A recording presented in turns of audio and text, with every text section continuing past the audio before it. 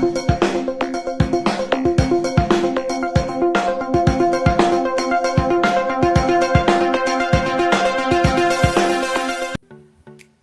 pagi, hari ini kita akan mempelajari mata pelajaran yang seharusnya ditampilkan hari Senin yang lalu. Tapi pada hari Senin kita memperingati Hari Kemerdekaan Indonesia, maka pelajarannya akan tampil pada hari ini. Di mana akan kita pelajari adalah mata pelajaran PKN yang akan dibawakan oleh Ibu Ratna Tangangguling SM. Selamat belajar, selamat mengikuti, dan tetap semangat. Materi kita untuk pertemuan kali ini yaitu kedudukan Undang-Undang Dasar Negara Republik Indonesia tahun 1945. Tujuan pembelajaran, siswa dapat memahami kedudukan Undang-Undang Dasar Negara Republik Indonesia tahun 1945. Pertemuan yang lalu kita sudah belajar tentang makna Undang-Undang Dasar Negara Republik Indonesia tahun 1945. Sekarang kita akan belajar tentang kedudukan Undang-Undang Dasar Negara Republik Indonesia tahun 1945, yaitu semua produk hukum di Indonesia seperti undang-undang, peraturan pemerintah, peraturan presiden harus dilandasi dan bersumber pada Undang-Undang Dasar Negara Republik Indonesia tahun 1945. Dengan demikian, Undang-Undang Dasar Negara Republik Indonesia tahun 1945 menjadi hukum dasar. Sistematika Undang-Undang Dasar Negara Republik Indonesia tahun 1945 yaitu pembukaan yang terdiri dari 4 alinea, pasal-pasal. Sebelum perubahan terdiri dari 16 bab.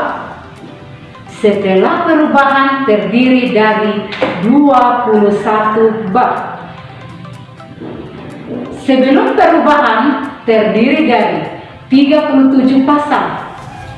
Setelah perubahan terdiri dari 73 pasal. Sebelum perubahan terdiri dari 49 ayat. Setelah perubahan terdiri dari 170 ayat. Sebelum perubahan memiliki 4 pasal aturan peralihan. Setelah perubahan menjadi 3 pasal aturan peralihan. Sebelum perubahan memiliki 2 ayat aturan tambahan. Setelah perubahan menjadi 2 pasal aturan tambahan.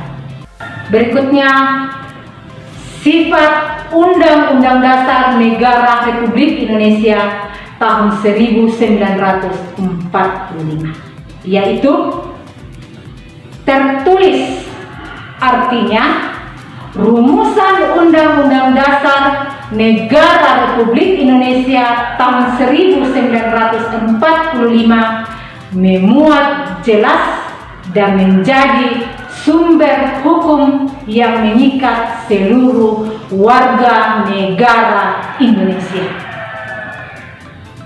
2. Singkat, artinya Undang-Undang Dasar Negara Republik Indonesia tahun 1945 memuat aturan-aturan pokok bagi penyelenggaraan negara. 3.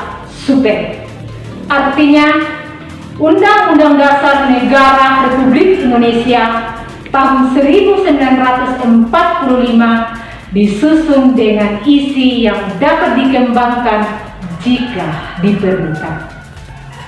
4. Rigid.